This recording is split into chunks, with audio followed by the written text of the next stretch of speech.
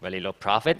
And so imagine that if you are the farmer and crop burning is the cheapest way to clear the land, do you think that you will change to the expensive way? The answer is no, right? So if we want to change this problem sustainably, we need some incentive to incentivize the farmer, to encourage them to stop the burning crops. And that's why DeFi was born. DeFi, we are the carbon credit platform to reducing crop burning practice. And our vision is stop hunger, stop fire. We aim to raise and one more, which is reduce air pollution, reduce greenhouse gas, and increase farmer income. What incentive that we leverage to use, which is carbon credit mechanism. Carbon credit is the mechanism that let private sector that emit the emission to offset the carbon emission to, by buying a carbon credit from the mitigator, in this case is farmer. Very easy step that farmers have to do with us is just register and stop burning, and then we will use the satellite data and sensor to monitor the fire and calculate the carbon credit based on the land area and the crop type. Then we will sell the carbon credit to the private sector, and then when we get paid, we will convert the cash into the carbon point that farmer can use to be another application. And our business model is commission fee 20% from selling carbon credit. 4 easy steps that farmer have to do: just register, reduce, receive, and redeem. Register is register the land area, land indeed, and their ID. And then we will use a satellite to track the fire, the burn scar, to verify that they stop or not. And then if they stop, we will issue the carbon point into the e-wallet that they can use or redeem to. 1, they can redeem cash. 2, they can redeem agricultural tools, or they can use as a collateral for the loan. The user interface is very easy, like the Play Facebook, but the back end is not. It's very complicated. We use satellite data, the drone, and the ground-based sensor to calculate the carbon credit and detect our files. And then we collect all of data to issue the carbon credit to sell to the buyer. What farmer gets with our platform is have 4 main benefits. First one is the income from carbon point. The second one is income from crop residual selling. The third one is higher productivity from the high good quality of soil, and then the last one is reduce the health risk, which each farmer can get around $615 per user per year, and recurring for 15 years. That can increase farmer profit around 70%. And the global demand of carbon credit is very huge.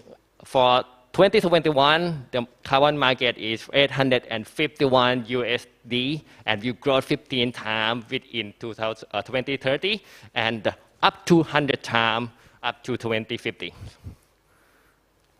About the supply side of crop reduction, carbon credit from crop reduction in Thailand, the cap is 40 million USD.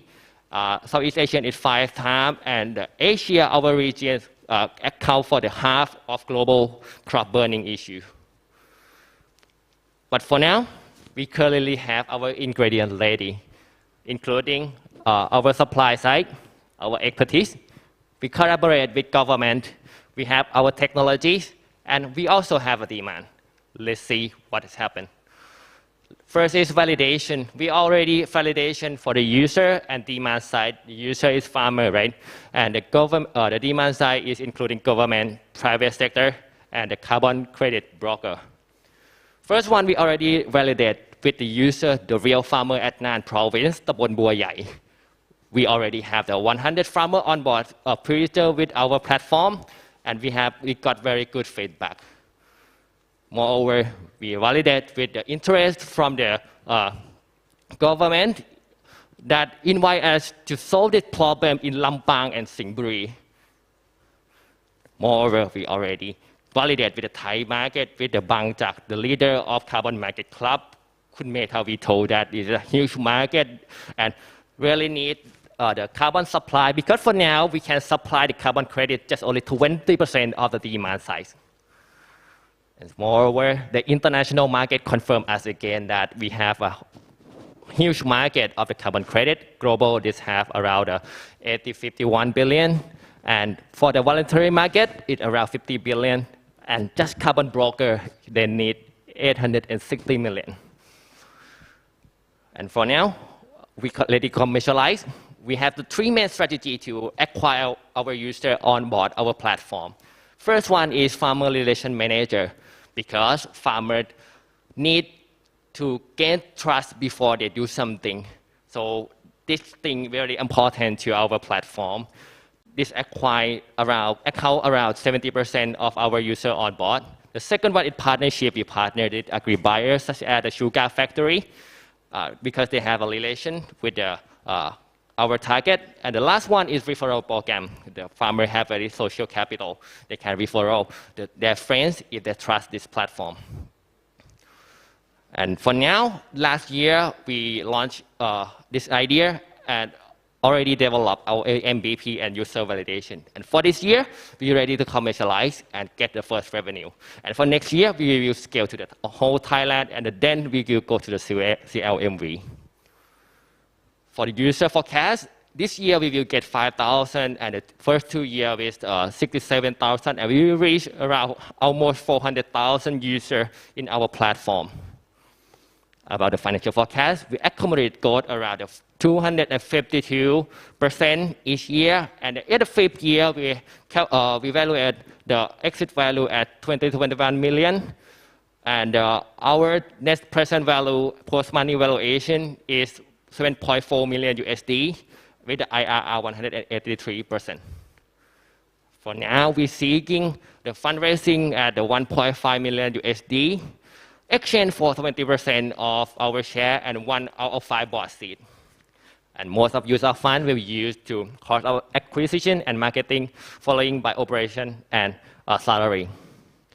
And for our solution, just one solution can tackle 4 dimensions of sustainability, including reducing greenhouse gas and air pollution. For the 5-year accumulate, we can have potential to reduce greenhouse gas around 13 million tons of CO2, and we can increase the farmer income around almost 200 million USD. And we can give the microfinance to the farmer around almost 400,000 users or households in Thailand and Southeast Asia can access the microfinance. Moreover, carbon credit itself is promote the transparency of the carbon emission and help the world to reduce the global warming. For now, we have award from the national hackathon. First one is we got the winner of the air pollution innovation, and we got the Wi-Fi innovation to tackle the Wi-Fi problems. And moreover, we got the pre-seed fund from the TED fund already to develop our MVP.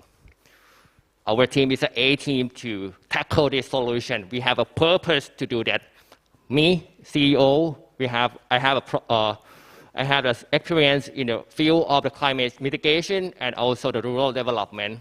And the next one is Kun Patharat, CBDO. She have experience in business development, especially for social enterprise. And the last one, Kun Will Wasanchai, CTO. He have experience in satellite engineering and working for Jetstar and Airbus. And our board of advisors is full of backup of us. First one is the demand and supply of carbon credit. We got Professor Nopia that have academic support in nature carbon capture more than 20 years. And more than that, we got Kun Kat Ladaporn, the regional director of South Pole, will be our supply side of carbon credit advisor. More than that, we got Professor Warsak to be our advisor of business growth. And then Dr. Anand will be our advisor and remote testing. For now, we partner with AAS and South Pole. AAS to develop the IoT development to detect the carbon capture. And the South Pole, we collaborate with them to supply the carbon credit and secure the demand for farmer. And for now, we're still seeking for the value-added partner to develop business development for crop residue, to add value and get the employee number to the household farmers. And the last one, we believe that if we want to tackle and stop the fire, we must first stop the hunger. Thank you. Oh, very cool concept. So sounds really impactful. Thank you for a good presentation.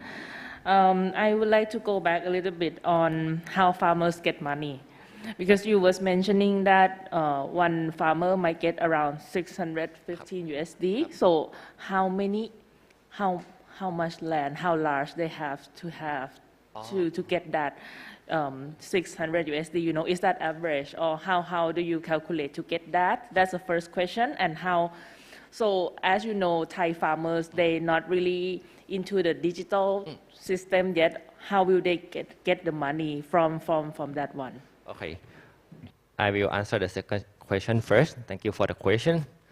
We know it's the vital, critical of our business. It is a farmer adoption, and I see it's a challenge, and it is a strength of our team also. And the technology adoption, researcher, especially for climate mitigation for farmers. So we found every strategy to acquire a farmer to our platform to reduce the risk and increase our farmer trust. But for now, most of people think the farmer cannot adopt the technology and no smartphone, but the real thing is not. Most of farmers have smartphone, but at least they can pay Facebook and Line. So our interface we design very easy.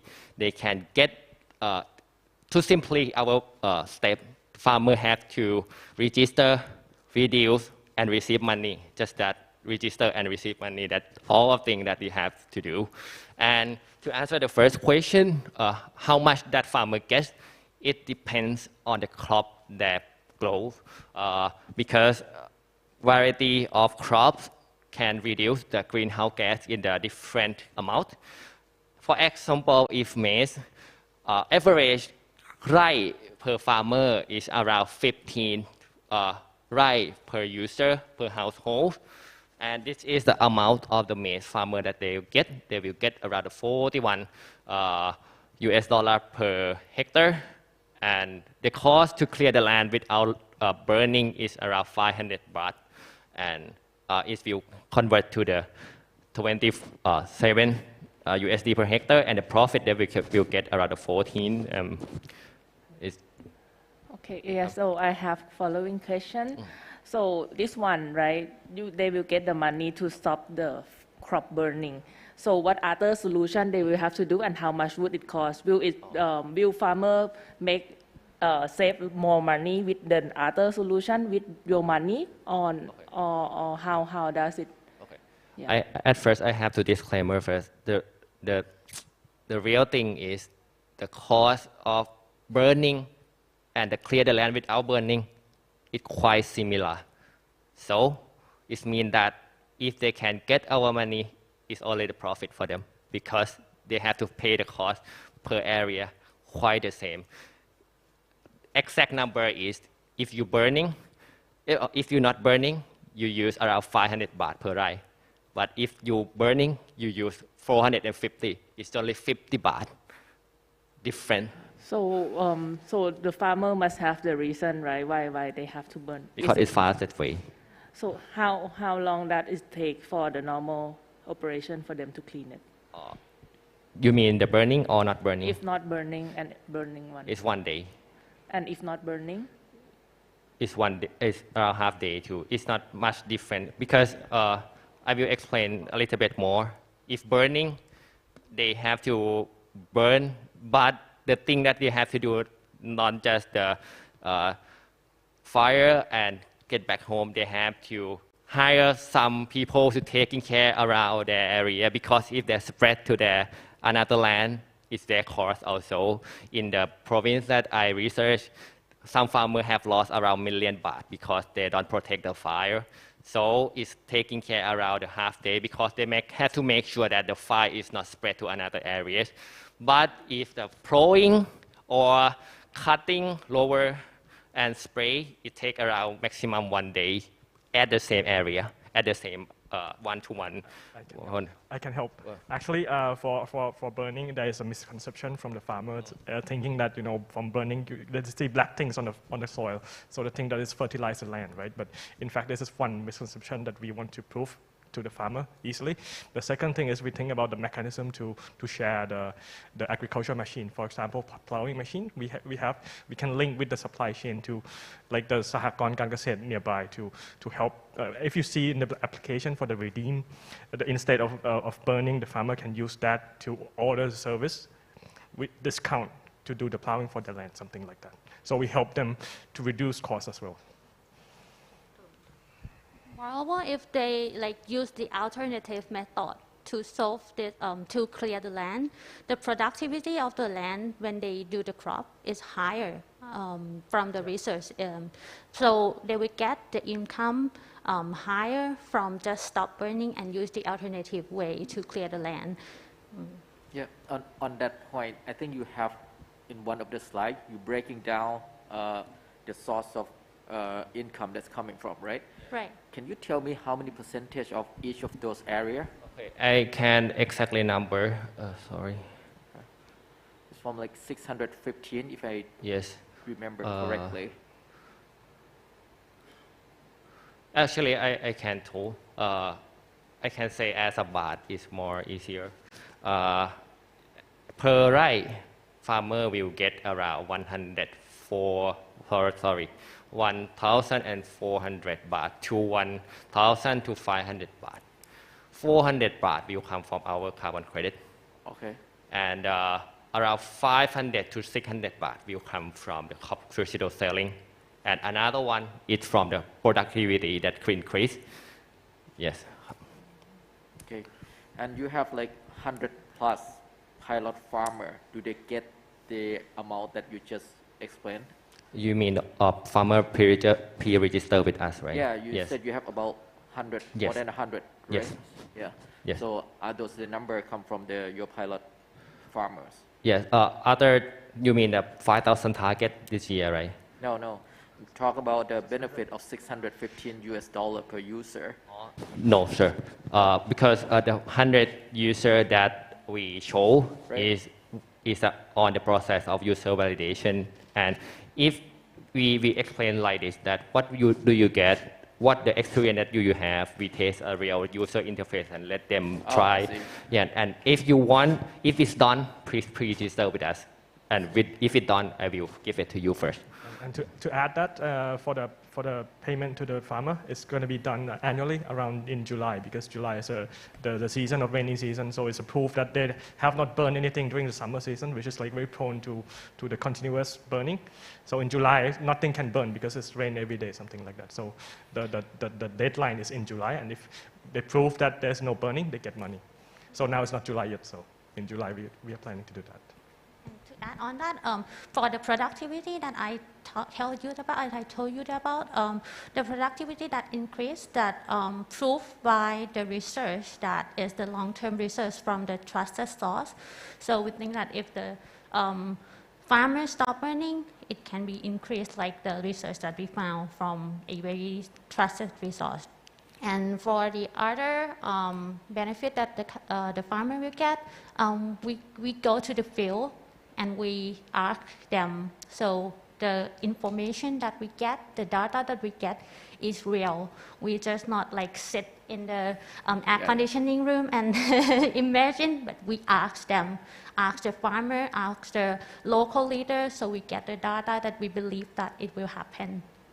So the benefit can be applied countrywide, regardless of whether those farmers are in the north, the south, or the northeastern. Of course, I can add that because we use satellite data, and because of our technology is very easy to scale. So that's why we are quite confident that we can scale throughout Thailand and through CLMB.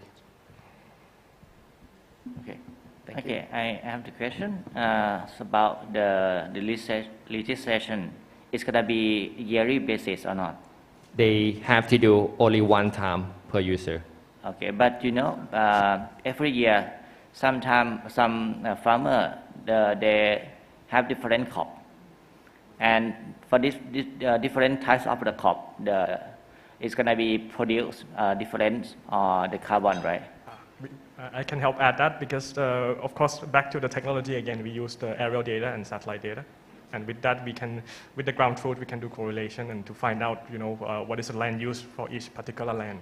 So we even know, like, what are the planting models. So that means you can calculate from this data, right? It's not just from on the size. Yes. Yes, it's a combination and assimilation of the data from different sources. Yes. Okay. So, and second one, the most of the farmer is not owned by the land. They have to rent from the landlord to produce the farm, right? So, they have the conflict for this one or not? I can help answer this. Actually, there are two ways of thinking, right? The first thing is we pay back to the farmer. It's like they get the payment, and your question is like if we pay back, the one that gets money is the owner of the land. But thinking another way, in our model for the redeem, it could be the cost reduction for the farmer. For example, the use of the machinery, plowing machine, or the logistic for their products to the factory. This one they can use this as a redeem. So it means that the farmer that rent the land can benefit from this kind of things because they are the one that have to deal with the production of the crops. Okay, you would like to reduce the production cost for the farm, right? Exactly. But for example, sugar cane actually is before they are trying to burn the crop, farmer, but the company that buy the sugar cane, they try to incentivize the farmer. Okay, please do not burn the crop. They're gonna pay more about the product, but it happened just only for the sugar cane business, but the other crop, different type of the crop, it's not have the big company to do similar this one. So, but when they change from the burning crop to be like the normal one, right? It's not burning. They also have need some kind like the cost to pay more. For example, to use the machinery, right? And not every the crop can use the machinery because the Thai crop is small type of it's not the bigger farm, right? So the cost might higher than they join your program. Okay, how do you convince them or how you help them to compensate about this one? Actually, for your questions, we have some ideas about that from Midpoint. So, for example, it's one of the biggest company that buy crops and set the different price between burn and not burn, right? Yep. And moreover than that, the government has set a goal about the burning, especially in the 9 northern province during the burning season. But if you see from the result reflect in this at least 5 years before this, it's not help in terms of can reduce the burning of the farmer. So in this scheme that we are going to do is we change the idea from penalizing or selling for cheaper price to it's like positive reinforcement to the farmer, something like that. It's a new way of thinking to reduce the burning. The optional for Yeah, it's the optional and it's a new method. And next question is about certify the carbon credits that you would like to get to the market. Who is going to be certified this activity? Okay, the main regulation that we comply is we comply with international standard because we want to sell the carbon credit internationally because farmer will get more incentive for this standard. So, yes. No, I mean, what you would like to get the carbon credit activity list on the market, you need certified body. For this, your activity right now, who is going to be certified body for you? For now, we coordinate with South Pole, and they have some third party that they trust that they will validate all our platform and data. Yes. Okay. They have been the certified similar this before. Actually, this crop burning is a first time credit in the Thailand and Southeast Asia because even agriculture, it has 0 credit from Thailand. But we not the new methodology because we comply with the existing one. This is the soil carbon capture. So yes. So for the soil carbon capture, it already exists, but especially for crop burning, it's not. Okay. So how many hectares you plan to acquire by this year, and what's the growth rate by year per year?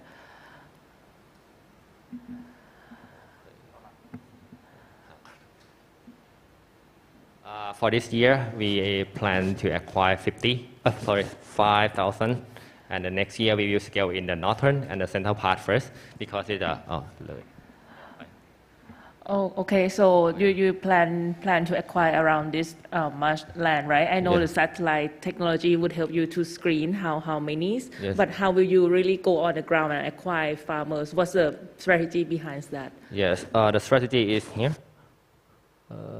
Yeah, so most of it we acquire on face to face, because we have a contact with the government support us, so we can acquire via the local leader. If local leader แบบเสียงตามสาย have farmer can be to the ศาลาประจำหมู่บ้าน and then we can register all of the whole village.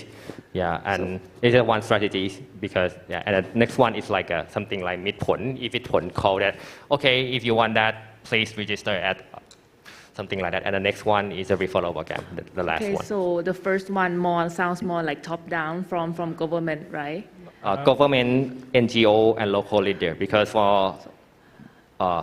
I have worked with the farmer before, so for now I have on hand my connection with farmer is our beach hedge, and then we have the NGO that support us to scale in the area, taking care. And third one is government sector. Yeah. And so for the partnership, how the corporates would get the benefit from become partnership with you? I can example about มิตรผล because we are the one of stakeholder that implement in Singburi also. มิตรผล set the target to reduce crop burning in sugarcane in maybe next 10 years. So if our solution plug on that, because for now it have something that affect directly to the private sector is called the third tier carbon emission. They have to reduce that to be the net zero in 2050 or 2030, even the target. So if they want to reduce it, they need to reduce the crop burning of their land also. So we are the one of solution to help them to reduce that and reduce their cost. Because they don't need to buy the carbon credit, they just use that, and we can win-win solution to that. So if they're that big, why don't they do by themselves? Why they have to rely on you? Okay. I can help add that because not, of course, Midpon has very advanced technology, right? But not all the sugar canes producers sent to Midpon. This is first thing, and the second thing is about rice. For rice, we have a lot of like big buyers, and we can be the centralized and helping them on that because the investment for the technology is at very high cost. So why not come with the the solution, the one that know how, something like that already. And to answer another questions about why our strategy to start, we start with one or two provinces as a pilot area because it's easier to control on site. So we can focus our force to just 2 provinces. And government is not really top down because government just support us in terms of we go with the government. But in fact, the whole working force and the government didn't help us in terms of policy or the regulations. They just introduce us to the place. Yes. A question on the part that you gather data. So how do we know that the accuracy of data, especially if you said you use satellite pictures, what the interference of those satellite signal? When the fire start, how do you locate exactly which plot of land? Yeah, it's quite accurate. The resolution is 300 meters. I have only 30 seconds, but I'll try to answer. And we use satellite in combination with the ground truth. So it's like the correlation. Satellite will help in terms of scaling, and the ground truth and the drones will help in terms of the absolute value Sorry, of the data. Satellite and what? Satellite will help in terms of scaling the data, and the ground truth and with drones will help in terms of getting the absolute value. Ground truth from the IoT station. Oh, okay. With the drones will help in terms of getting the real value. So we use satellite to scale into other areas. But you're not flying the drone all around, right? Yeah. Only one. It's some site. Some site, yeah. You don't need the drones everywhere. You don't need it. Thank you very much, D5. Thank you, Kap. Well done. We have 2 more startups to go, which is Uniclass and Perm. So we'll be back in about 5 minutes.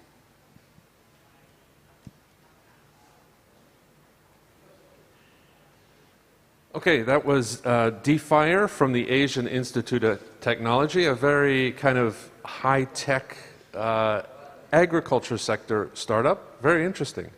Yeah, so now we're getting a different feel. You know, we had 2 medtech companies, now we're moving to agtech, Right. who's using not just, you know, AI and, you know, technology in making the platform, but also this incentivization scheme that, you know, making use of behavioral economics. So instead of penalizing people from doing bad things like, burning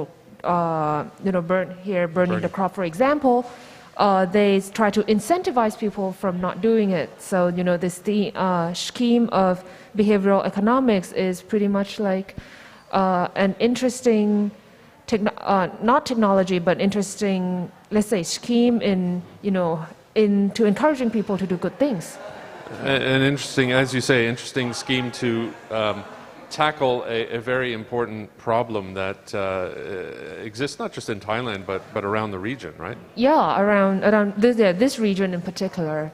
Yeah, absolutely. So DFire, and they even, not just AI, but IoT, remote sensing technologies, I think they even mentioned drones as well. So yeah, because like they're using those to monitor the fire and to identify, you know, where is the fire, what is the fire, and to feed that in their monitoring system. So yeah, they're basically using everything, you know, 5G, IoT, that sort of area. So they've identified the pain points. They've come up with a solution, and it seems like there's a certain level of scalability that they can.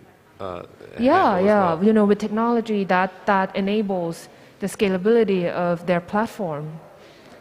Okay, so that was DFire from the Asian Institute of Technology. We've been through 3 teams so far. As Dr. Pinpin said, we had 2 medtech teams. Yep. Now we're in the agriculture sector that we're looking at. And next up, we have a team that is going to be in the education sector. Another different field. Very different field. We have 2 teams to go. Uniclass from Sasin School of Management and Perm from Chulalongkorn University. Those are the final 2 teams in this morning's finals. They'll each have about 30 minutes to present. And it's been an interesting morning so far. The teams have done very well, I thought. Yeah, they're very well prepared. And of course, like their business are all, you know, that's why I think they're the finalists, right? Their business are all validated businesses. And especially, I think, like in the case of DFire, I think in their pitch, they highlighted another, you know, important part of pitching is to tell a story. Mm-hmm. We see testimonials from, you know, their people who try them or their partners. And, you know, that is a very compelling story when you do, a compelling point when you do your pitches is to have your platform or your product validated by, say, in this case, 100+ farmers. Right. And, you know, you have their testimonials on. It's very impactful for people who listen to the pitch. Absolutely. And some tough questions from the judges as well. Oh, yes. Anything that stood out for you? I'm always intrigued by the financials. The judges usually go look for the financials at times, but what else did you notice? Yeah, I think they drill down a lot well, this team doesn't have a lot of regulations, but, you know, this time they drill out a lot in, like, you know, how the carbon credits work. You know, how they're gonna like make money from it, you know, which organization they're going to, you know, certify their, you know, carbon credits, and have they done this before? You know, this is a new thing. So these like certification questions are something that stood out for me. Sure. And earlier we were talking about the medtech teams, and they have their FDA right, the regulations, and, you know, whether what you're doing is legal or not. Right, absolutely. That's always an important factor, whether you're doing something legal or not. Yeah. So some great presentations so far. 3 teams down, 2 to go, and then we will hear the awards will be presented this afternoon. We'll find out who's the winner of the Thailand competition and which team will be going into the global competition, which will be held later this year in July. So that's it for now. We're going to, the next team is Uniclass from the Sasin School of Management, coming up in just a few minutes. Okay, so welcome our next startup, Uniclass from Sasin School of Management. Please take your stage. Okay. Yes. Welcome back. Congratulations on making it to the final. Thank you. So we will have a different format from yesterday. Okay. Yes. Today is 30 minutes.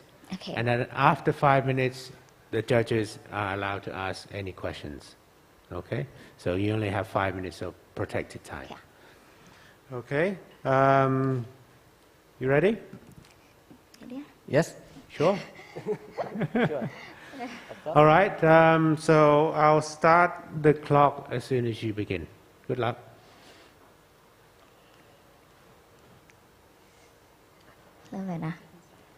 Okay, guess with me who's that girl? Yes, it's me. I was a girl who wanted to be a teacher. And when now I'm a teacher, I found that in every single student, it's different. But in education, we taught them in the same way. And this is the problem. Me, Krubi, CEO and founder of Uniclass, with more than 10 years experience in education, now this is the beginning of Uniclass. We solve the problem with one-on-one online learning platform. Our journey started in 2011. 10 years ago. Since I started teaching in group, and then I found that some students were left behind. And how can I help them? I started teaching one-on-one, and then I found it's effective for them. I can help them. And I started Exhibit, tutor network, in name as Tutor Buffet, in last 10 years. And then I expanded our network to another provinces. And in 2019, I started using one-on-one online. And then I found I got highly accepted from our parents and students because they can learn in everywhere, every time, and every process, with no restrictions in learning. In 2021, we attribute Uniclass. I will show you our model is proven by traction. I will show you our traction in 2016 to 2021. I started using online in 2019, and I found it in 2020 to 2021. Our revenue from online course has increased more than 200%. It's strong validation, it's proven online one-on-one courses, it market demand. And next, we already have a strong network now, and it's a barrier to entry. Now we already have more than 5,000 students, 14,000 teachers, and already sold courses, more than 3,000 courses already.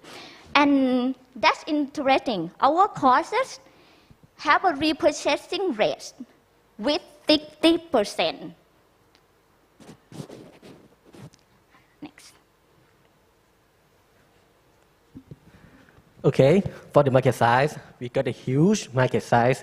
In the global market size, we got over $100 billion around the world. And for the Thailand, we got $0.3 billion, the data from the DPT Thailand. So let's talk about when we look for the number of students, we will focus on our target in Thailand. We will see the total number of students in Thailand, around 9 million students. And in 9 million students, we will turn to 5 million students who want to take the tutorial class. So the 5 million students include the shadow market. And the shadow market combined with the DBD, we found that the two segments generate the Thailand market reach to $1 billion. Yes, now you already know. Excuse me.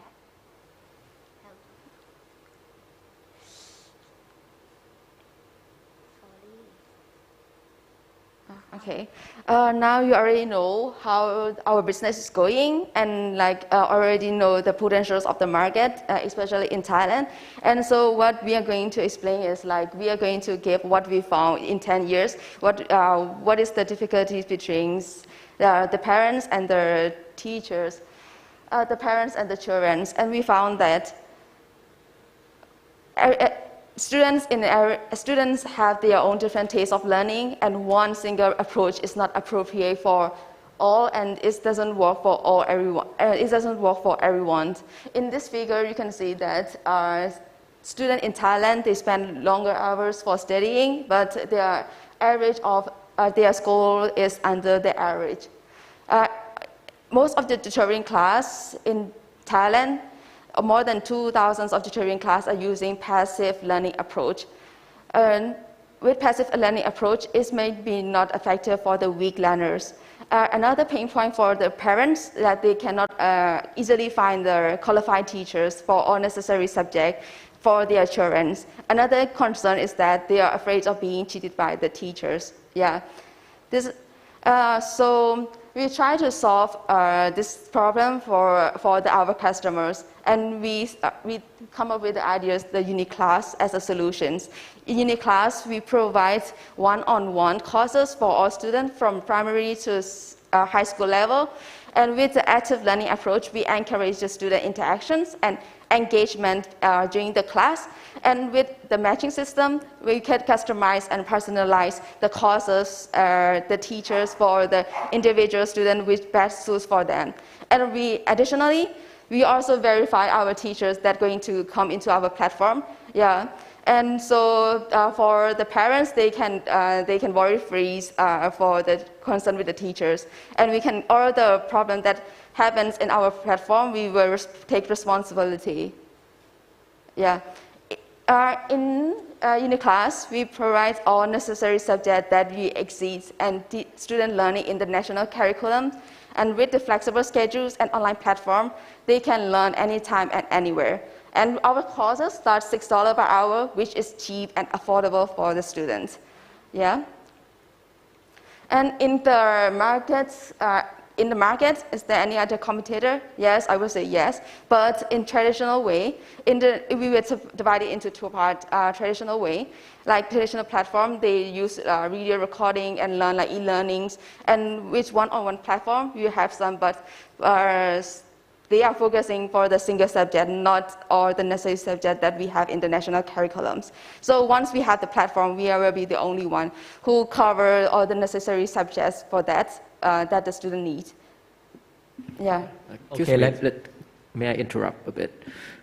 Can you please explain to me more what's the difference between your active learning and the passive learning that's traditional way? Sorry. Active learning. Passive learning would be like one-way communications that teachers teach teach all the lessons, and the student learn and memorize all what teacher says. Active learning they have two-way interactions and encourage the students, and the the teachers can also understand whether these students fully understand the lesson or not. Yeah. If not, if the teachers noted that immediately, maybe she could explain more additionally to make the student understand carefully. So the one-on-one studying and active learning sounds very similar to me. Can you explain more what's the difference? Why you separated? Interactive learning is have many ways, but one-on-one is the best way in active learning. One-on-one is a subset of active learning. Okay, thank you ครับ Thank you. ต่อเลย Okay, for the revenue model, how we earn the money, we will earn the money from deduct the management fee from the revenue around 35 to 50%, and we will pay the tutor for the remaining. So let me deep down into the customer characteristic. We will divide to 3 characteristics. The first one is the advanced student, and the second one is the general student, and the last one is the weak student. What is the weak student? Weak students are the students who fall behind the class. We regularly fail in the exams, and we will focus on this segment to be the early adopter segment. Sorry, how do you evaluate that they fail the class? Because each school have different standard, right? How do you know? Normally we use what can I say? We customize the course with our customer. And first, we have to talk with our customer first. What you want me to change? And fall behind the class. In general, we use 50% of test score. Yeah. So you're using each school standard for that, but don't have the main standard to qualify the student if they fall behind or not, right? For example, Tem Udom and normal, private public school would have very different standards. So how you say that is fall behind? Okay, it actually we divide by our experience for the divide for this segment, because I understand the Tempudom, right? He already have the many students of in the higher level and many knowledge, right? But in Tempudom, they got some segment they can catch up in their class.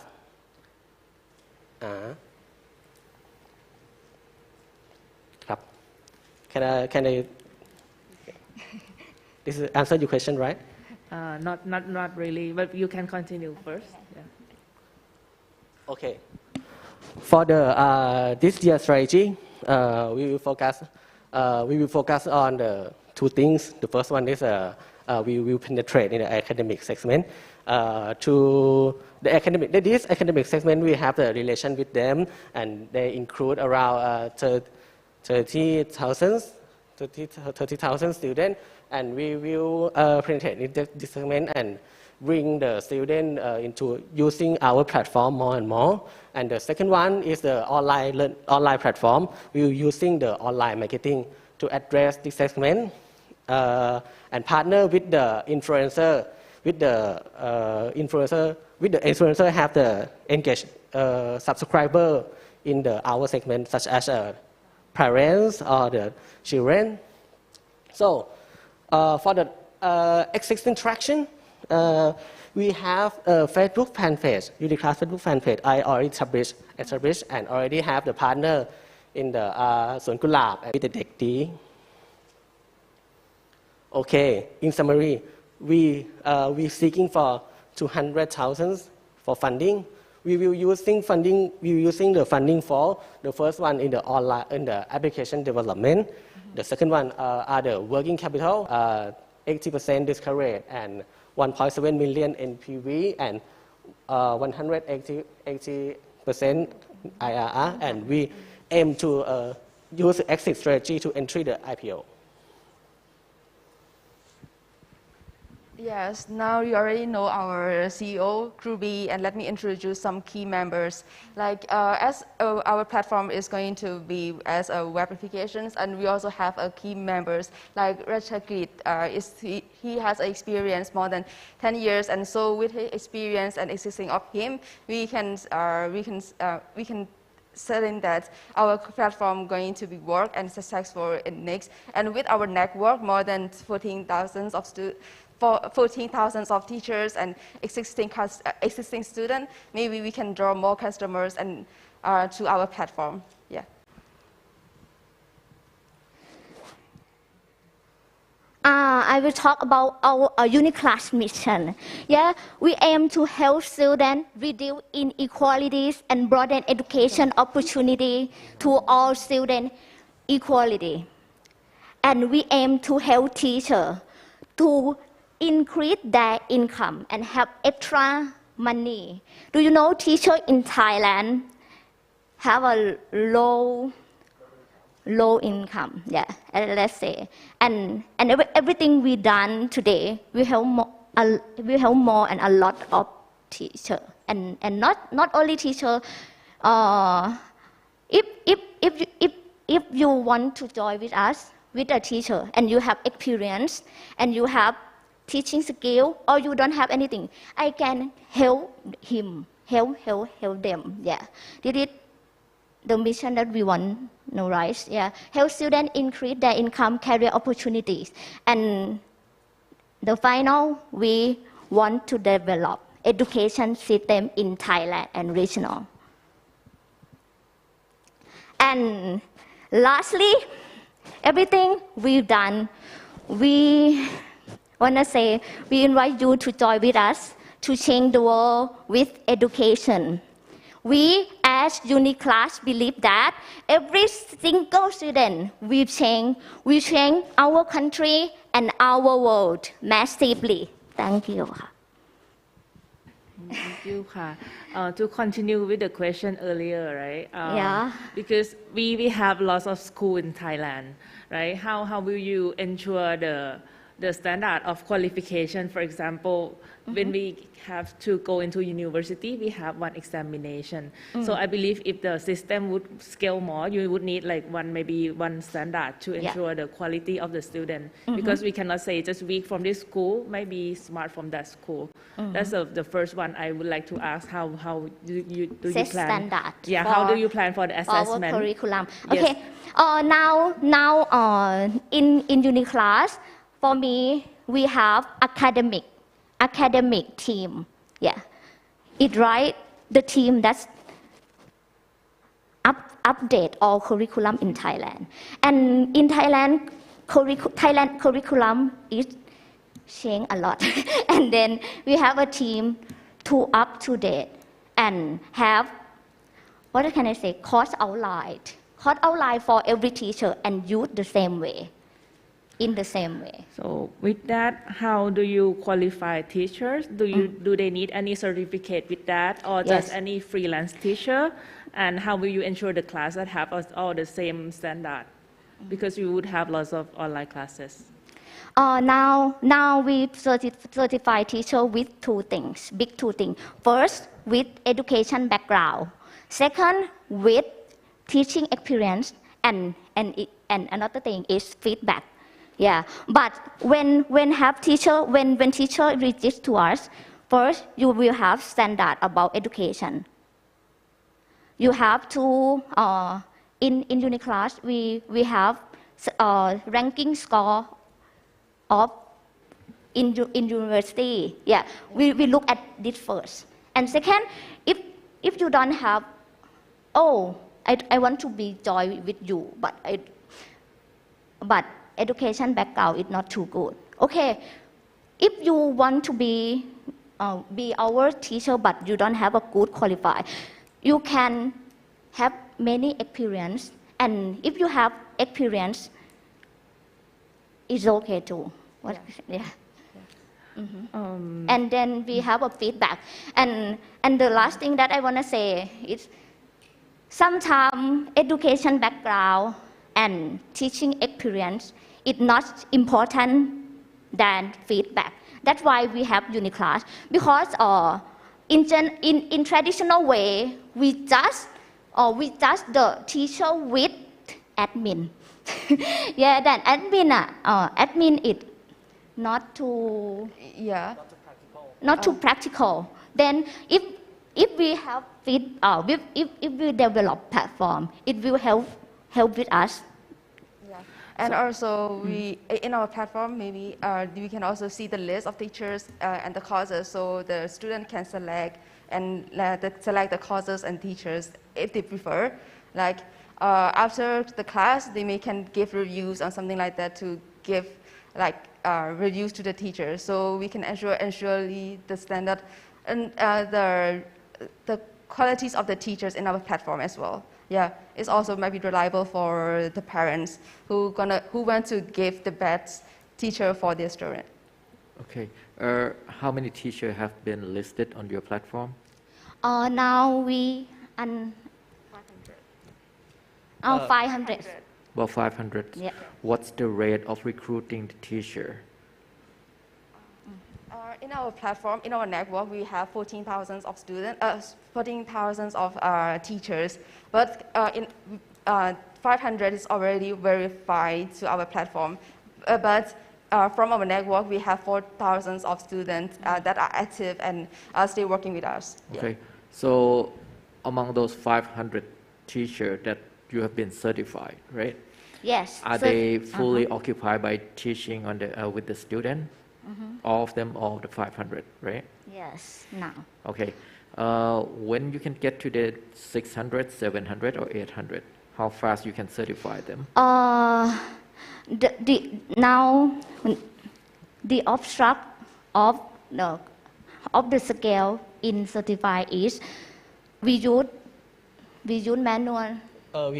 Normally, currently we use manually to handle the problem of certified teacher, but it's quite bottleneck in our business. Right. And that's why we want to develop the mobile platform, application platform to reduce the bottleneck problem. Yes. So the mobile platform that you want to develop is not for the student, but to qualify the teacher as well.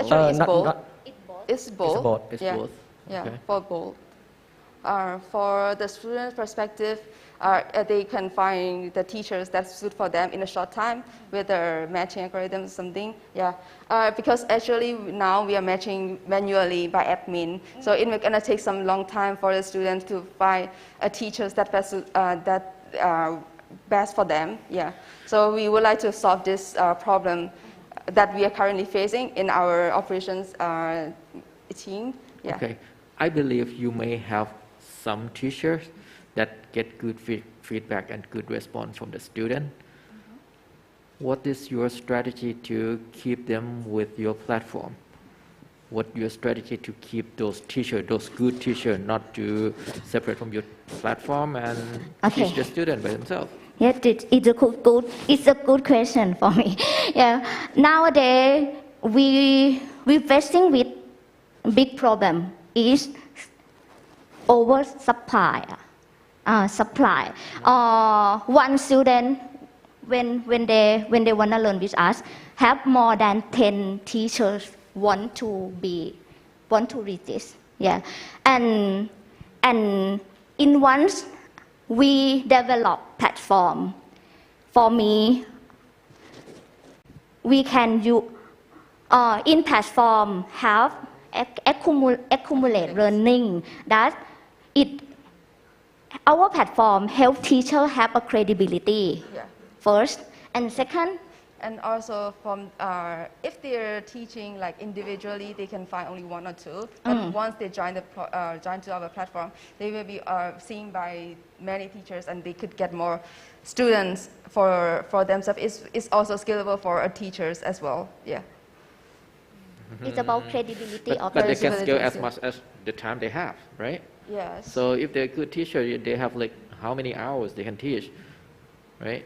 In that case, why if I'm that teacher, I probably get the student as many hours as I'm available, and that's all I need, right? Being on your platform, I may get 10 students, but I know the maximum capacity that I can teach is 5. Right? If I got that 5, there's no incentive for me to be on the platform. Yes. To add on from that, how do you prevent teacher and student not connect by themselves outside of your platform? Yeah. Now more than 3,000 courses are sold. I think this problem is the first day, and now we solve it with it. First, every student when they connect course with us, they will get the discount rate first for student, and second for teacher. We have regulation in our system. In our system, such as if teacher have backdoor like this. Yeah. Also, like it might be concerned with the parents that they worry, like if you are not in our platform, you can transfer. You have to transfer to the teachers directly, right? Yeah. But we cannot sure that whether you will be cheated or not. Like, yeah, it might be also worried for the parents. Yeah. After, if you communicate with the teachers, you may get only one subject. But if you join our platform, you can find all the necessary subjects that you need for the learner as well. So as a parent, maybe I would choose a platform to join to give a more reliable and source for my children. Yeah. About your products, you mentioned about 3,000 course sold, right? Yes. Actually, the 3,000 is a different subject. Entirely is on the same subject, but you calculate from the student by your course. Which one? How many subjects? 3,000 courses is all subject. All subject. How many subjects? Normally we have five subjects in curriculum: Thai social, math, science, and English. And cover from which grade to which grade? Normally, in age 6 to 18, in primary to high school. Okay, and the all course is on the copyright by your company, right? We use customized course. It depends on parent and student needs. Yeah, but the copyright, the course copyright is owned by your company, right? It's not owned by the teacher who join your platform, no? Yeah, by our company. But we have, if teacher want to add something, yeah, they can add. But how you can share the revenue? Because the cost and the subject that are listed on the platform. One thing is the copyright by the creator, right? Is a teacher might create this one, and you have the scheme or incentivize for the teacher who create the good subject, good class, good course, something like that. For you or not? We have extra bonus sometimes. Sometimes if I got a very good feedback and and our teacher have create a lot of curriculum, yeah, and we will get them to VIP teacher and make them get a lot of course more than this. About teacher, you mentioned about 40,000 teacher, right? But right now you have already the 500, right? 35. Sorry? Yeah. 535. 535 is quite huge gap. Yeah, right? Because it use many things to verify. It use many documents first, ID, to education background, and have to have a good feedback. Yeah, but for about 14,000 teacher right now is waiting list for you, right? Yes. Okay. Yes, it takes time. It takes time to become a verified teacher. The problem is as we know about the application, and I think if we develop the application, we can faster this process. I think it might be last question. So, what makes you really different from one-on-one tutoring? And I see from the competitor, you have not mentioned about normal tutoring website, which we've seen a lot on Google, right? So what really makes you different from there? And I am not really see much tech from this one as well. Yeah. For me, our differentiation is about personal. Our uniqueness would be tutor matching, like we match, we match individual for individual student, individual teacher and individual students. So that best suit for them, and also we use two criteria to matching the student and teacher. We using the AI matching. and the first and the key thing in Uniclass is about connection that we got more than 10 years, and connection with parents, that when they have to think about one-on-one, they think of us. Okay, ha. Thank you very much, Uniclass. Well done. Okay, so we have one more pitch to go, which is Perm from Chulalongkorn University. So be back in about 5 minutes. We're going to take a short break. Thank you.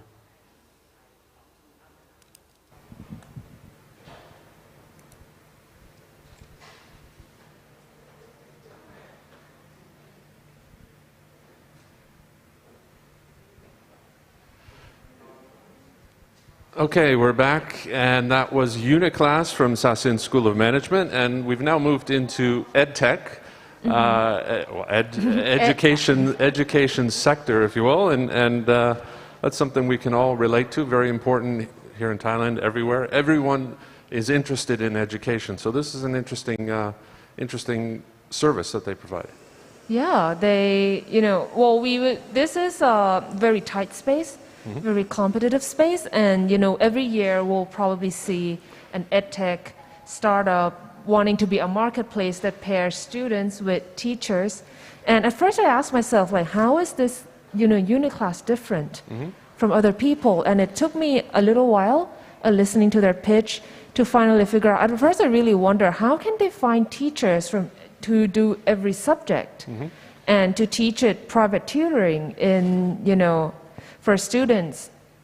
And then I came to realize that this ecosystem already exists in the Thai education systems. If you remember, even when I was a kid, your school teacher will hold a small group classes either after school or on weekends, and they usually tutor weak students who cannot follow up in classes. And then I see that's how Uniclass is trying to bring that ecosystem onto an online platform. And I think it's even also thanks to the pandemic that made them realize that when for the past 9 years they were offline, but then once COVID hit and then people moved online, then their growth was exponential. Their traction, that was very impressive. Right.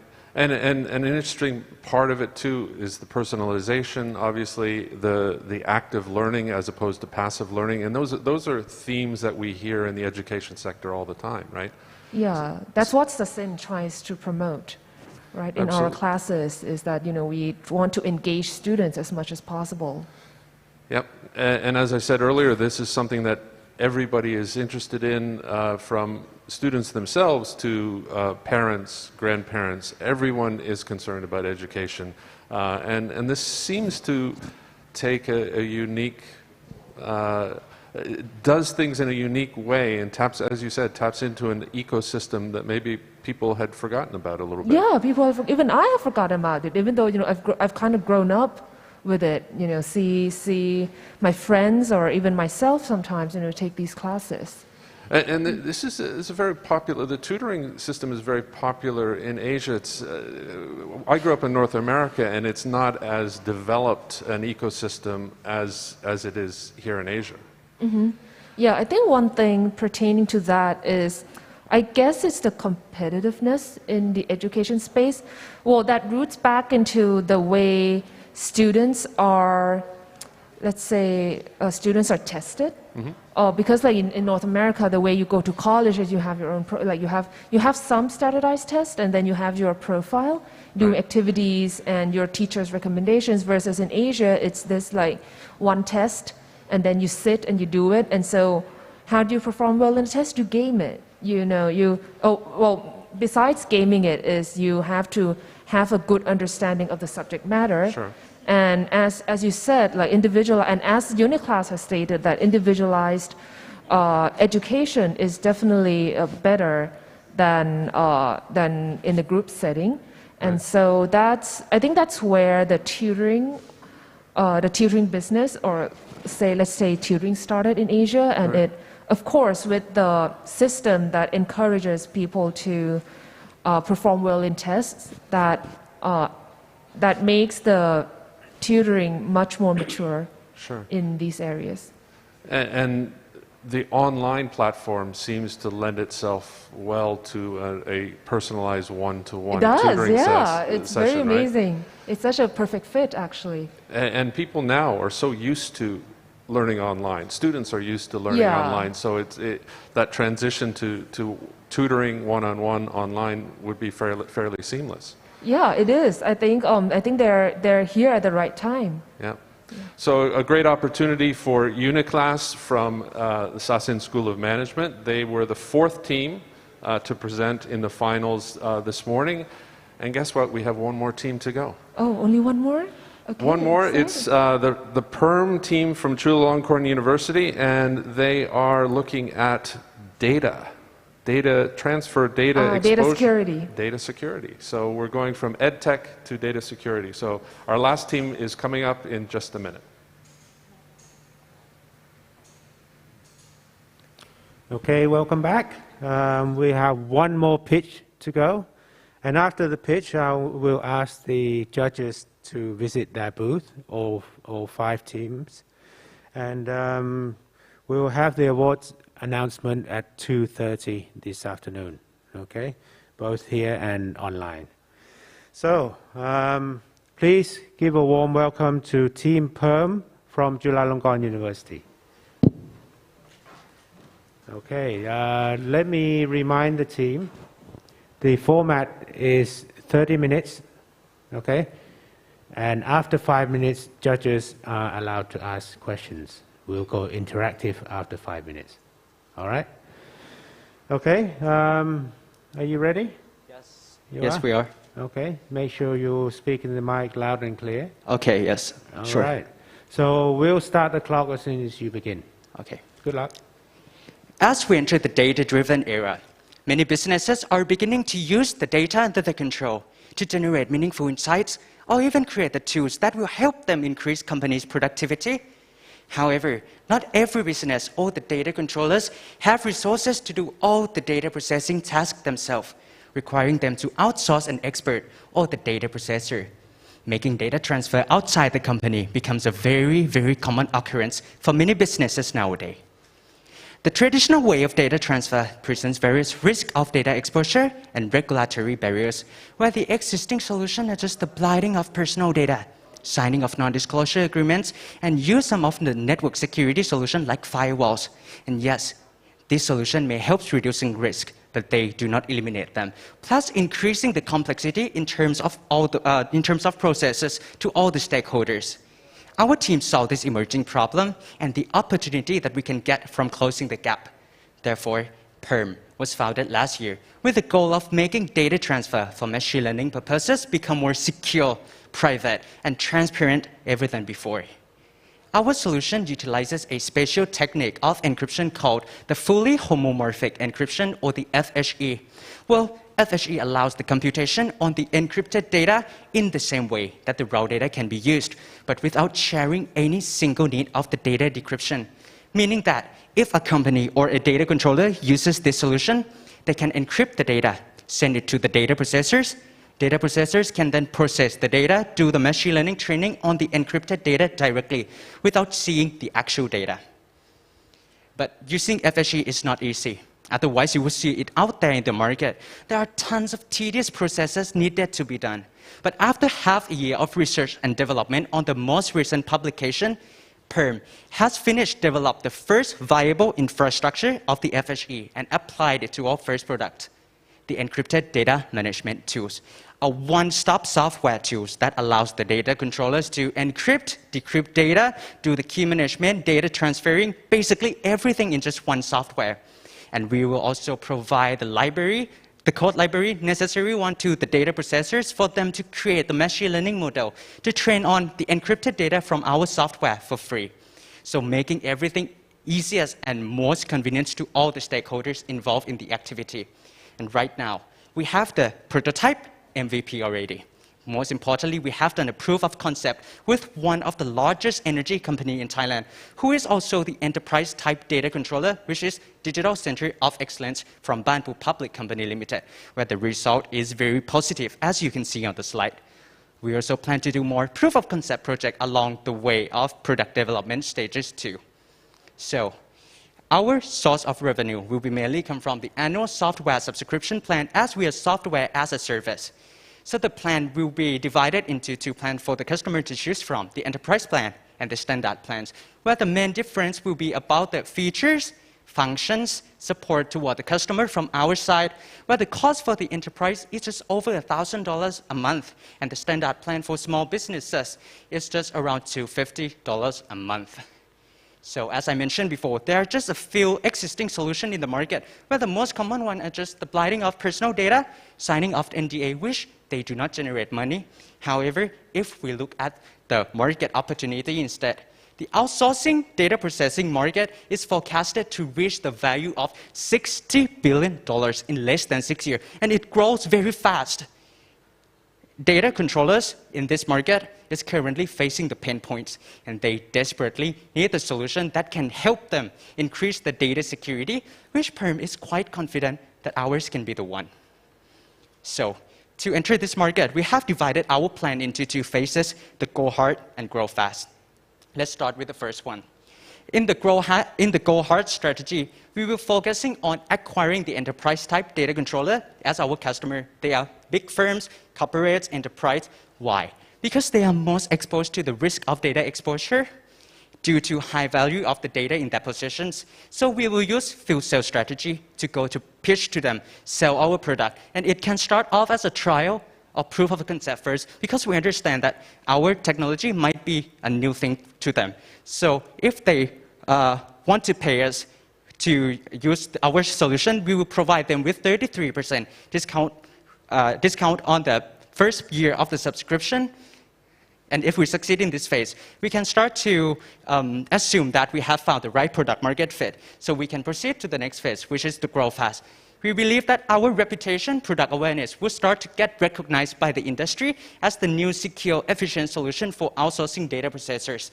So SMEs, startup, small businesses that feel that they have the risk from data exposure will become our standard plan customers. Where with this market condition, we forecast that 10x customer is possible for us to get in the 4 next consecutive years. As we also plan to position ourselves as the new safety guard for risk and regulatory limitations from outsourcing data processing activity. Today, we are competing to be the first mover in this market, where the current players in the market right now can also be the potential customers to us.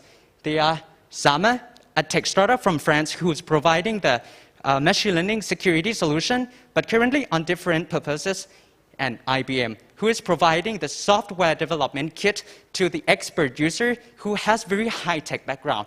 Compared to our solution, we are complete software, which is accessible by any users with any type of background. So pushing product out to the market is our next primary goal. And once we can do that, we can create another sales channel through partnership with the data processors, with the incentive of them connecting to our network of data controllers. And if that's achieved, we can also evolve our product to another step to be a one-stop service from finding the right data processors to the result delivery. And once our product is saturated in the market, we can start to explore new market by coming up with the new product, like the encrypted data marketplace, which is built on the same infrastructure to expand the ecosystem of our company. So let's talk about some number. We expect to have negative net income in the first 2 years of operation, because we will focus mainly on acquiring the customer. However, since our revenue model is recurred, we plan to generate positive income with exponential growth on the third year onward, along with the revenue too. So if we calculate our financial performance along with 50% discount rate, our initial rate of return will be around 312% with 2 years of payback period and $9.7 million of net present value. So today, we are asking for $1 million in tranche investment in 2 rounds with 10% of equity in return. The funds will be allocated mainly into 2 parts, the scaling and research and development, where our exit strategy is likely to be through company acquisition, but these are the potential acquisitor. They are cloud service company, cybersecurity company. The reason is that currently FHE is still an unproven technology.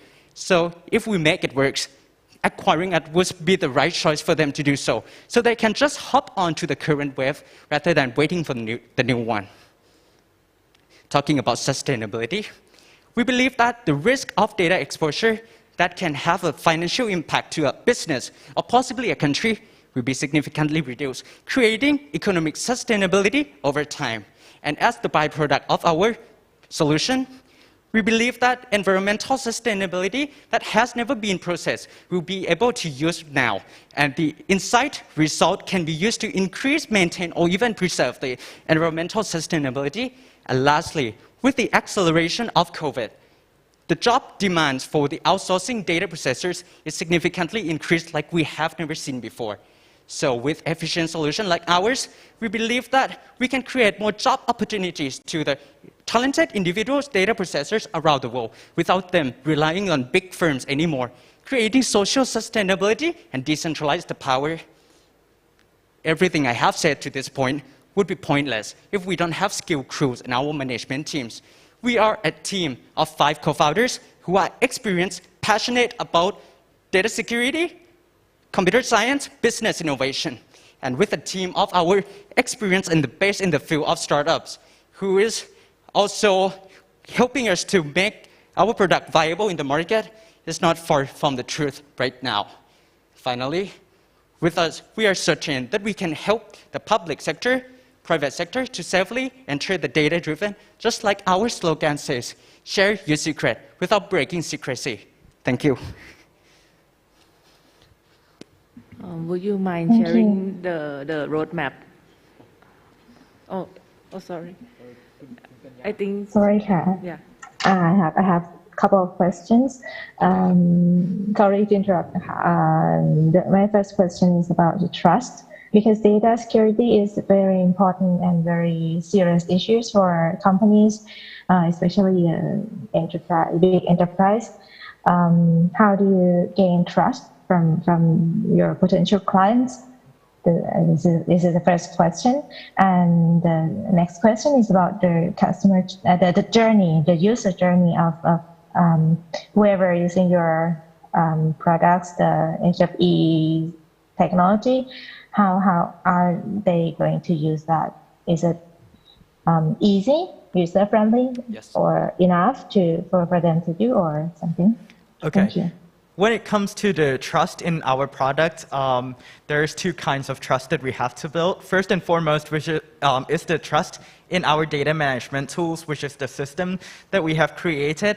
And we plan to create this trust by creating a software that is inherently secure, which means that it does not require any kind of trust, as the customer will be able to do everything transparently, because the key that they will use to encrypt the data will be kept with themselves, not with us. It will be kept offline locally on their computers, which means that if the encrypted data got out, there is no risk in leaking any data from that. Second of all is the trust in the core security of the technology of FHE. And this one, we are pretty confident that the technology that we are using is extremely secure, because it is based on the assumption called ring learning with error, which is one of the best candidates for post-quantum cryptography. Moreover, we are always on the top of, we are always following new revelations in the academic world to ensure that the security of our system is up to date. So with these systems that we put in place and the way we will talk to our customer, we are sure that we will be able to build trust in our software. Yeah.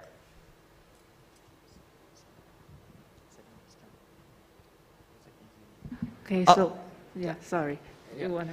And for the second questions regarding the customers' journeys, we are planning to build our software in a way that will be extremely accessible and easy to use for everyone. So we are sure that this is our main goal, and we are sure that we will achieve that.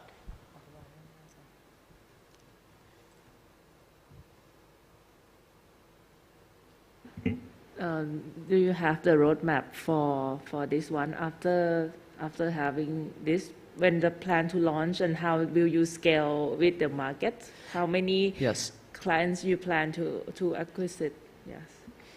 Okay, right now we plan to build our product to make it market ready as ready as possible. So we can do that by partnership with the data controllers to have a proof of concept, and we can do that through the connection that we have right now. Currently, I am studying in the School of Integrated Innovation, and our school have many connections with the big enterprise. That is the channel we can use to do our proof of concept along with a trial with a big corporate to see what is their need, what do they want, and we can build the product and to make it market ready as possible. And for the number of customers that we can expect to have, we can see the opportunity that we can get. So after the research of Thai, there are no exact number of companies in Thailand that do market data analytics, but we can clearly see that there's a trend of coming in both global and in Thailand. And this is some of the countries that do data analytics, which are hiring within year 2021. And even though some of like Kasikorn Bank hire almost 30 data analytics professionals, they also half of them are doing outsourcing data analytics, since most data analytics need like special requirement or a niche project like OCR or face recognition. Okay, let me understand your product first. You're gonna provide the platform for the data encryption, right? Yes, a tool. Use the method of SFE, right? That's right. Yes. And this method is not yet widely used, but you on the pioneer to research on this one. Yeah. And how about application on top of this technology that you would like to introduce to market? Just only the send information away from user, or you would like to send data, encrypted data to the AI generation? Which one? Okay. I mean the application on this technology. On this product, right? Yes, yes. Well, the application the users can add our solution to what they are currently do. They are currently sending data outside with a lot of concerns about the sensitive data being leaked from the data controllers, right? Where the existing solution is not efficient. They can just put our solution into as another layer of security, and they can do what they are currently do without any concerns, and they can do more than what they can do right now. That means the general use for the send away data, right, to another person. Yeah, send data to the. But you try to claim that your method is more secure than the other currently exist in the market, right? Yes. Yeah. So so if we go back to the existing solutions, right now when a company is trying to send data outside of the company to be processed by third-party company, what they are currently doing is the signing of NDA and the blinding of personal data, both of which is not 100% secure. So what we are trying to do is to be an additional layer of security that they can use our software to ensure that there will be no data leakage in the process of outsourcing data processing. Well, just to elaborate more on that, from the POC that we did, we actually signed the NDA agreements, right? And they actually sent us the raw data for us. And they also have the concerns that they're saying that after signing NDA, they will never know if the data processors that have signed NDA digest the data and sell it to competitors or not. They will never know that part. So basically, right now, there is no current existing solution that is efficiently solving this problem.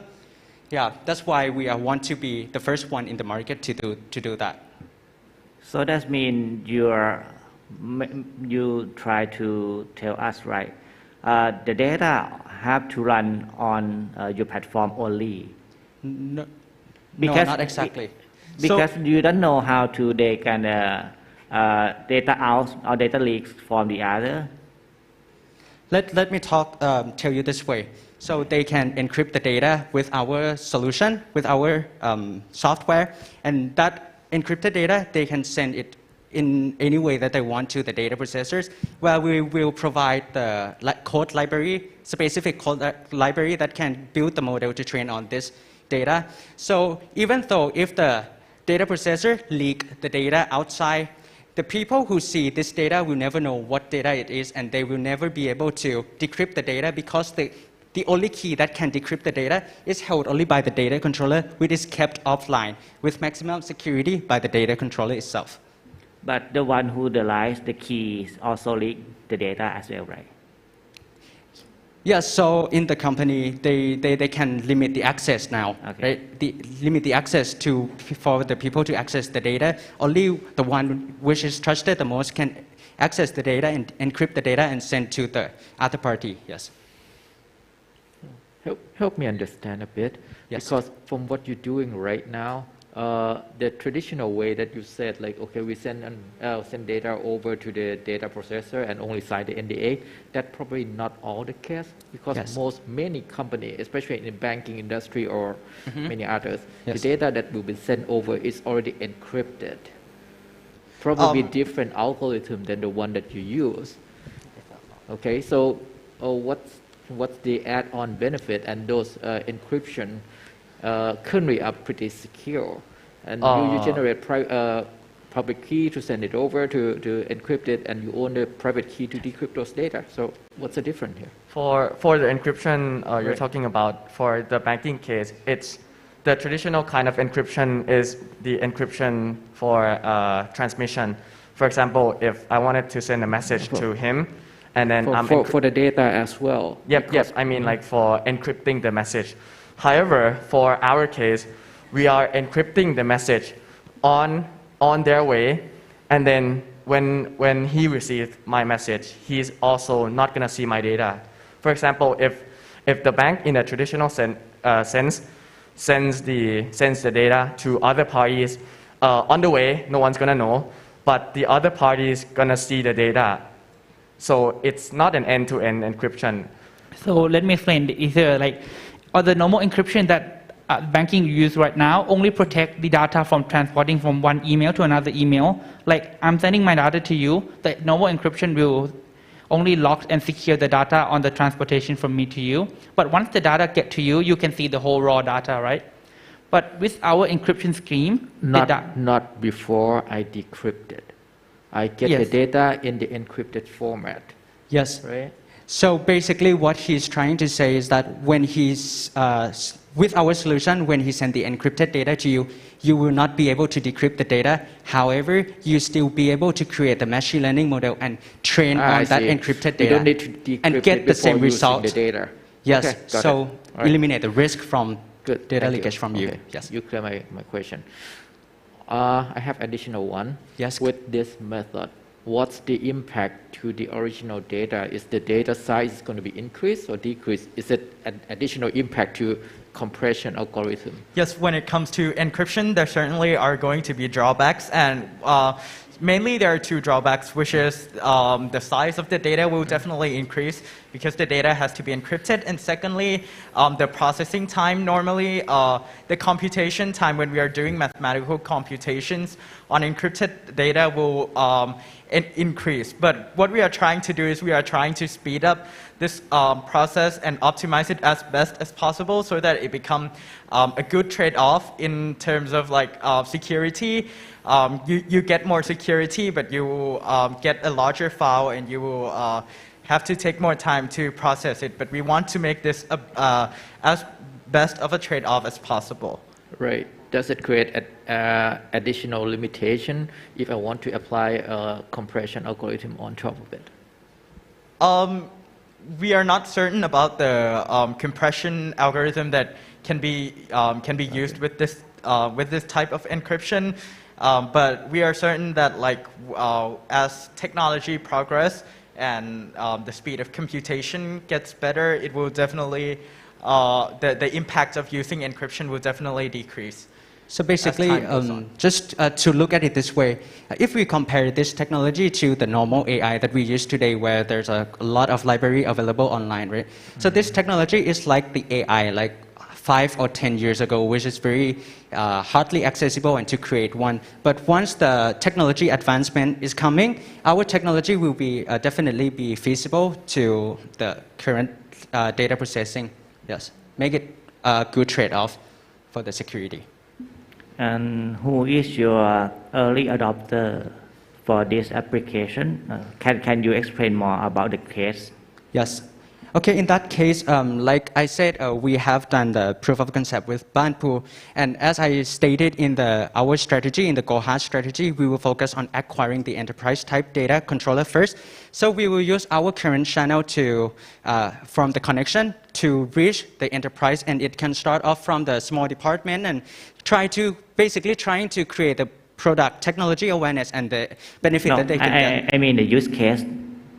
Your technology and which use case you gonna be early adopter for them, because you have the limitation, right? And yes. You have to introduce news in the market. Which application on top your technology you would like to early adopt? Right now, we can do like the basic predictive analysis, like the neural network, linear regression, logistic regression, right? Yeah. So this is the main use case that we can use.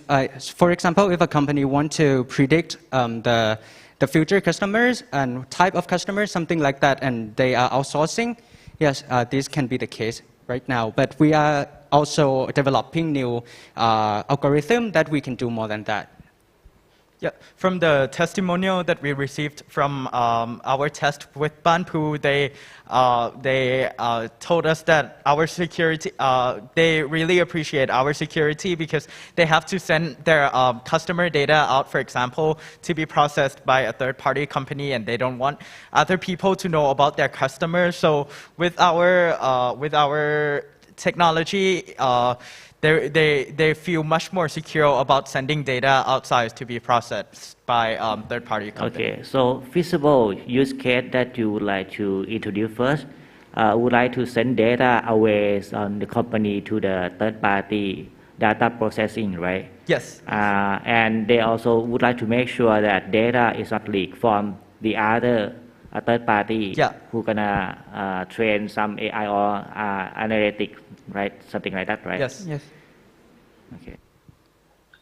Is there any additional step required after training the model? For the additional steps, there certainly are the decryption steps, because since our process starts with encryption, right?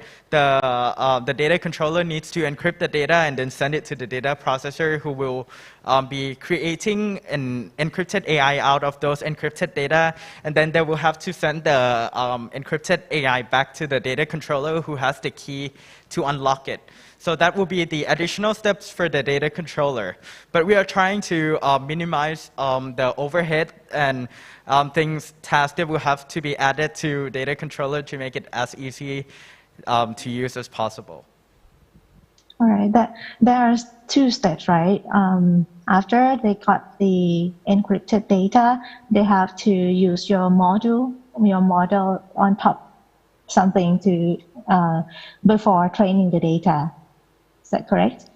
I think, so you mean another step, right? Oh, so let me go through the step again. So the data controller encrypt the data, send the data to the data processors. Data processors can use our code library to create the model that the client wants. Yeah, the code library. Yes, we have developed it. The library, you have developed it, and you have this in place for neural network. That's right. Something like that, right? Yeah. So, oh, sorry. The library that you have provided are for in the first steps are for neural network training and the several use cases that you have mentioned. Is that correct? Yes, so we will be providing the data processor with the necessary library for them to create the model. So that will be pretty similar to existing libraries such as TensorFlow and that sort of things that is already in the market and they are using. They just need to change it to our library. With low learning curve, yes. Okay. Thank you. So with your system is like somewhat cybersecurity, right? Yes. How will you ensure when the system is break down? Are there like, what's the risk management plans behind that? And are there any legal risks or are there legal plans behind that as well? So after the competition, we have already planned that we are going to consult a law firm. And these are some law firms that we have do research for. So Cooley and Hogan Lovells are some of the international law firms that are expertise in data security and IT. And this on the right are some of also on law firm in Thailand that are expertise in data security. So the main risk that the data controller can get, there is two risks. The first one is if they lose the key, what will they do, right? And second, if the encrypted data is leaked, what would they do, right? So if in the first scenario, if they lose the key, they can just generate a new one because no one knows that which encrypted data matches this key. Only the data controller knows. They can just generate new one and encrypt again. And if the encrypted data is leaked, they can just forget about it because the only key is with them offline with maximum security. They can just generate the new key and encrypt new data. Yeah. So that is two main risks that can happen, and we have the procedure for that. However, I'd like to add to that. In the case that if the security gets compromised, not from the customer fault, but from our technology fault, well, I like to say that in the field of cryptography, there is no such thing as a 100% secure cryptography. However, we are fairly confident, as my friend has said, that this cryptographic scheme is based on a new technology that will lead the post-quantum cryptographic world. And we have tested, and there are many peer-reviewed articles on our scheme by multiple credible institutions that points to that it is very secure. Basically, what you say is, if our technology security is being compromised, the other type of encryption would be compromised first before coming to our technology. Yes. How much more data processing power required with the encrypted data? Okay, I'm afraid we've run out of time. Thank you very much, Perm from Chulalongkorn University. Okay, so next up we'll ask the teams to be stationed at their booth, and the judges will spend about half an hour going through all 5 booths. So please come up to your booth. So after the booth viewing, the judges will move down to the 4th floor for deliberation and lunch, and then we'll have feedback here at 1:30.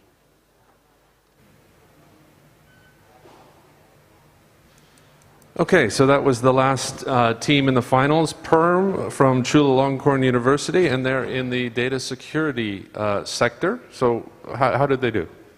I think I think their product is really interesting. They're tackling this, you know, what they're doing is usually what we see from Silicon Valley. You know, we usually think that, you know, this kind of technology, computer science is far from us. So I'm very proud to see, you know, Thai college students actually, you know, wanting to implement this technology and, you know, make it happen. Okay, so they address the pain points, and scalability is certain, I'm sure, is there as well, right? Yeah, I think that one challenge that they would have is how to argue that their, you know, data security, the security scheme that they're using would be something that people would need. And I think one step that they were doing in the right direction is they had their pilot project with Banpu, right? So with that one POC, that definitely, you know, gives them a good case of, you know, what they're doing is what people want. Absolutely. So we've seen 5 teams this morning.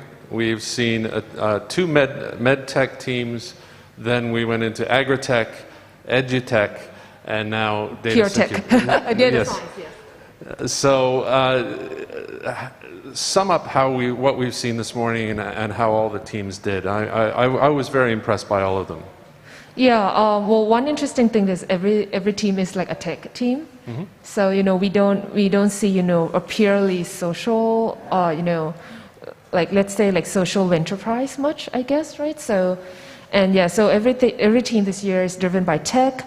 I think all of them are very impressive. All of them have good traction. That's one very impressive thing that, you know, you need in any kind of venture, right? No traction, then there's no business. And every team is, they also have, like, I think very competent team members and of course, like board of advisors that everyone seems to have, you know, be able to secure experts in their area. So I think those are interesting. Of course, like, you know, their business plans, financial models, it's very hard to say, very hard to compete. So the judges are going to have a very tough time deciding who the winner is. Yeah, of course. It's going to be a very tough time. I don't envy them at all. They have a tough job. They will be deliberating. The teams will also be getting feedback early this afternoon after lunch. And then we'll be back here at 2:30. We'll be live streaming the awards ceremony and the closing ceremony this afternoon from 2:30 here on bbc.sasin.edu and on the Facebook page as well. So it's been a great morning. I've enjoyed this. This is the last day of the Thailand competition for the SCG Bangkok Business Challenge at Sasin. Yeah, so we'll stay tuned. Yep. And then we'll be back in the afternoon for the announcement. We'll be back in the afternoon. Thank you, Dr. Pinari Timakorn, Sasin faculty member who's been giving us her insights and her expertise on these startups. Thank you very much for joining us today. Thank you, Dean. Okay, so we'll be back here at 2:30 to hear who the winner of the Thailand competition is. And of course, the winner will be entered into the global competition, which is happening in July of this year. So we'll look forward to that. And we've had a great time this morning. Thank you very much for joining us this morning, and we look forward to seeing you at 2:30 this afternoon to find out the winner of the Thailand competition. So thank you very much. Thank you.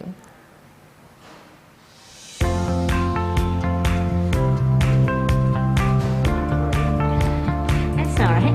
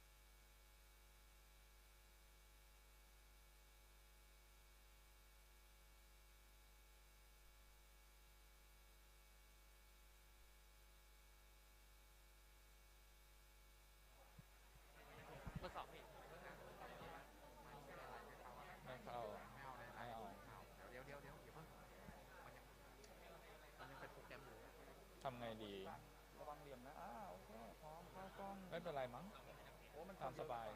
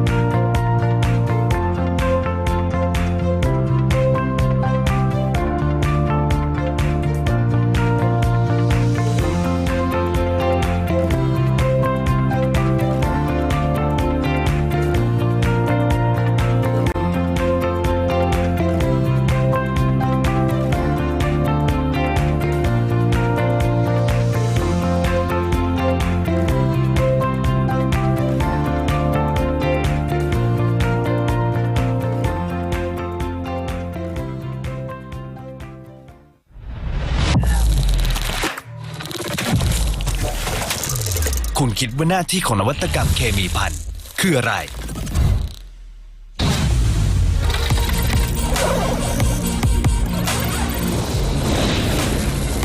คือโครงสร้างพื้นฐานที่เชื่อมต่อและคอยปกป้องผู้คน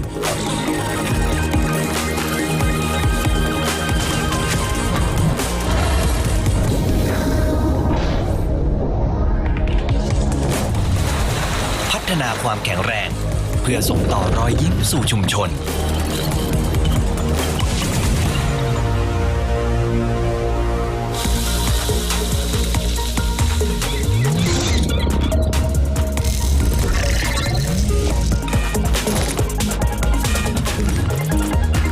ใช้พื้นที่ในวันนี้เพื่อสร้างอนาคตที่ดีกว่าเดิม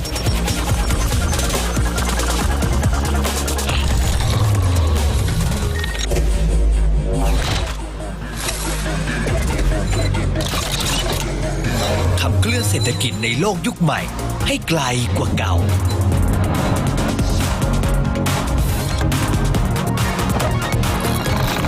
แต่ไม่ลืมสิ่งเล็กๆใกล้ตัว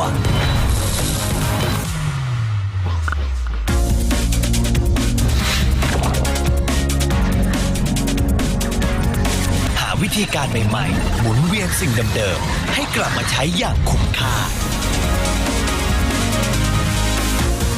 เพราะนวัตกรรมเคมีภัณฑ์ที่อยู่รอบตัวเราจะช่วยขับเคลื่อนอุตสาหกรรมพัฒนาคุณภาพชีวิตและสร้างโลกที่ยั่งยืน Innovation that's real SCG Chemicals